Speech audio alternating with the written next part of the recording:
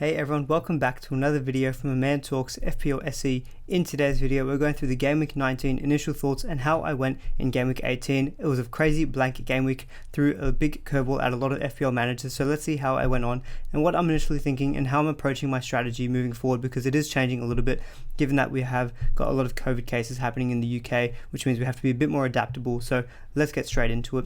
If you enjoy the video, really appreciate a thumbs up. Do please consider subscribing if you do enjoy the content, and let's get into it. So just taking a quick look at how I went in Game Week 18 and what moves I did. So I actually took out Ollie Watkins and Josh Brownhill for Phil Foden and for Lacazette from Arsenal. The reason I did these two particular moves was that it was a very late announcement that Aston Villa's game was postponed, and given the fact that they were going to be blanking and then playing Chelsea in Game Week 19, I thought that was enough reason to take out Ollie Watkins and bring in Lacazette. I did mention in my little YouTube short that Lacazette was someone I was thinking about, given that they had a nice matchup against Leeds and a nice one up against Norwich. He actually had some decent chances, but he wasn't the best in terms of, converting his chances. So he only got a single assist, so just the 5 points there. And frustratingly, Phil Foden didn't actually feature in their game against Newcastle. So that -4 hit that I took, it netted me 1 extra point, so I guess that's a benefit, but the fact that Foden didn't play wasn't the best outcome. The defenders really carried me this particular game week, so you can see Trent getting 7 points there in that assist in a very exciting match against Spurs.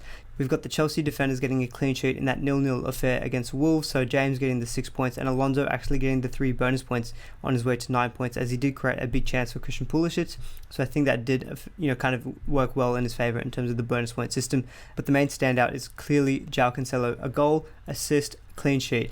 I wish I had the balls to captain him, to be honest, but I thought it'd be easier to stick with Salah up against the Spurs team, who we weren't quite sure how we're going to be performing, given that they were just coming off a pretty long layoff in terms of COVID and postponements. But Cancelo, congratulations to anyone who did captain him. It's a massive return there. And then Ramsdale at the back there, obviously Arsenal conceding that penalty to Leeds, so just the 2 points for Ramsdale there. In the midfield, so Salah, as I kind of mentioned there, just a blank with only the 2 points. I mean, it's the second blank of the entire season. To be honest though, the Spurs looked like they did a pretty decent job on him. He didn't have any kind of clear-cut chances, so only the 2 points there, kind of showing that he is human. But coming up against Leeds, I think we're probably going to captain him in Game Week 19.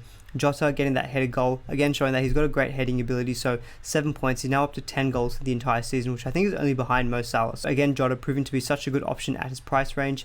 As I mentioned, Phil Foden didn't feature, and Bernardo Silva, only the 2 points. Unfortunately, he was playing a little bit deeper. I think the return of KDB, who plays at right centre mid, when Silva plays at left centre mid, he doesn't tend to be as far forward, although he did create one big chance and he could have easily gotten an assist. He did unfortunately also pick up a yellow card, so he's now onto 4 yellow cards for the entire season, so 1 more and he will be suspended for 1 game. So hopefully he can avoid that in our next fixture. I have tripled up now on City, which is maybe a little bit risky given all the COVID postponements. I'm tripled up on Liverpool as well, so maybe part of my strategy will be maybe to drop one of my Manchester City players, but for now I'm happy to keep the 3 as is. So 56 points when you take into account my -4 hit.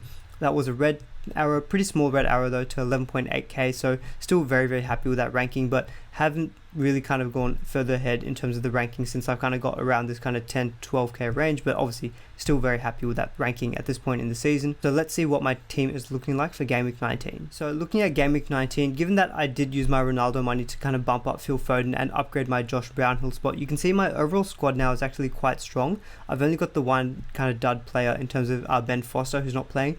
Otherwise, I've got 14 players who all play. So you can see my bench there. I've got Livramento, Emmanuel Dennis, and Conor Gallagher. So a pretty strong bench, which I think is just kind of what we need now with these COVID postponements happening all the time. And also the potential for future double game weeks. Having a good bench could mean that your bench boost chip could be in play a little bit earlier in the season than we previously anticipated.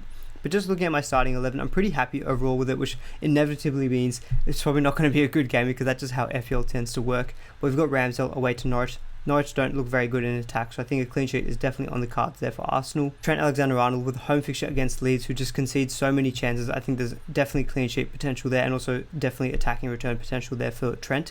Cancelo at home to Leicester, who haven't been very good defensively. Man City's defense is amazing, and Cancelo is just so creative, so attacking, so always potential for points there from him. Aston Villa away for the Chelsea defenders is a little bit of a tougher matchup. I do think that they will score in that particular game, given that it is away from home. So I think this potential fixture of Chelsea versus Aston Villa has the greatest chance of actually being postponed in Game Week 19, given that Chelsea have had some fresh COVID cases, and Aston Villa's game had to be postponed as well because of some COVID cases. There is a decent break up until the Boxing Day fixtures, but it's still probably within the time where, Chelsea and Aston Villa are going to have quite a few players unavailable, so we could see that particular game being postponed. In midfield, again, similar to the back line, we've got our Liverpool players up against Leeds and our Manchester City options up against Leicester, so I do think that they have good fixtures on the cards there. I don't think I'll be looking to take the captaincy off Mo Salah at home to Leeds. They just give up so many chances. It seems like such an obvious captaincy. And then moving further forward, we've got Antonio at home to Southampton, which is a pretty good matchup. And then we've got Lacazette away to Norwich, who currently has got the vice captaincy. So overall, I think the starting 11 is looking pretty good. I'm happy with the benching because we've got Livramento in a pretty tough matchup at home to West Ham. Conor Gallagher, Spurs have looked pretty decent defensively, so away to Spurs, I'm happy enough to bench Gallagher. And same with Dennis, who Wolves have looked pretty good defensively. I don't really expect Watford to score more than the one particular goal, so Dennis I'm happy enough to keep on the bench there. So overall, the starting 11 looks quite good. Now, it's very difficult to kind of plan, I think, for the long term, given all the COVID postponements. So what I'm looking to do potentially for this week is that, given that I've got a decent bench and I'm happy with the starting 11, if I can at all, I will try to roll a free transfer, but I do expect there to be some kind of COVID postponement, so it's very difficult to plan for any kind of upcoming game weeks. So what I'm really looking to do is, I think, just kind of roll this team out and then see what news we get towards the closer to deadline, and then from there we can make some kind of last minute decisions. So from there, that's when I'll probably post things on Twitter, or I'll make an updated video on the channel as well. I'll get into now though is a couple of kind of topics of discussion regarding news that might be worthwhile considering if and when we do have to actually make our final transfer decisions, the potential news that might be useful to take into account. So the first thing I wanted to cover off was potential for more fixture postponements. So the Athletic UK was reporting that the Premier League are looking to potentially call off an entire game week, and that would be game week 20 in FPL terms, and that would be the fixtures just after Boxing Day. So I think this is definitely news that is worthwhile to kind of stay tuned to, because if this does actually happen, have all 10 fixtures actually have a blank. And what that means is that if you say have got players like, I think Conor Gallagher in my own team is a good example, he's got a nice fixture against Norwich in game week 20, but if that game is postponed, and if say he's got a tough matchup this week against Spurs, if I need to make a transfer, Gallagher could be someone I look to move on. So I think having that kind of thinking in the back of your mind when you're trying to assess transfer targets, I think if there are going to be future blank game weeks, I think that's one way of thinking about it. But I think Ben Crellin on Twitter, I'll put a link in the description below for his Twitter, is the man to go to in terms of potential double and even maybe triple game weeks. So I think it's just going to be something that we're going to have to get used to. I think we're going to have to adopt a lot more of a short-term strategy plan. And that's kind of what I've been doing for the past couple of weeks. So, I've had 2 -4 hits now in the past couple of game weeks. They've both netted me positive points, so I think that's just how we have to go with it at the moment. Just kind of have to play the game how it kind of comes up to us in every particular game week. So for game week 19, it's going to throw us its own challenges, that's for sure. And the final part of the video that I kind of wanted to think of was also our Chelsea assets. So as I kind of touched on in the previous section, there could be potential for future game week delays, and if game week 20 is the one that actually does get postponed, Chelsea are a team that do come up into some tough fixtures and some blank game weeks. So game week 19 away to Aston Villa, I don't think is the easiest fixture on paper. At home to Brighton is a good fixture from a defensive standpoint, so I think a lot of players will have a double up of Alonso and James. But if, for example, that game week 20 is postponed and we miss out on a good fixture against Brighton, we're going to have Chelsea play Aston Villa away, then Liverpool, Man City, Tottenham, and then 2 blanks.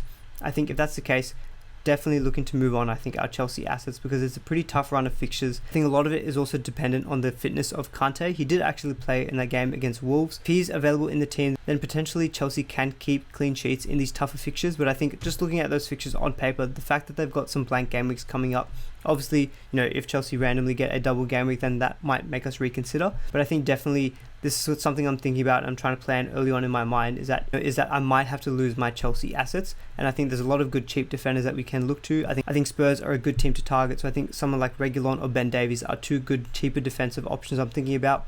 Aston Villa, so guys like Matty Cash, Matt Targett, or even Konsa are good defensive options I'm also considering. And then we've also got players like Dalot from Manchester United, who we can't forget about. Even though they've missed the past couple of games, they do have a very nice run of fixtures. So there's a few defensive options at a cheaper price category I am thinking about. I won't even completely rule out going for the Man City option, so someone like Diaz or a Laporte, because they're such a good defense. I'm also still thinking about that as well.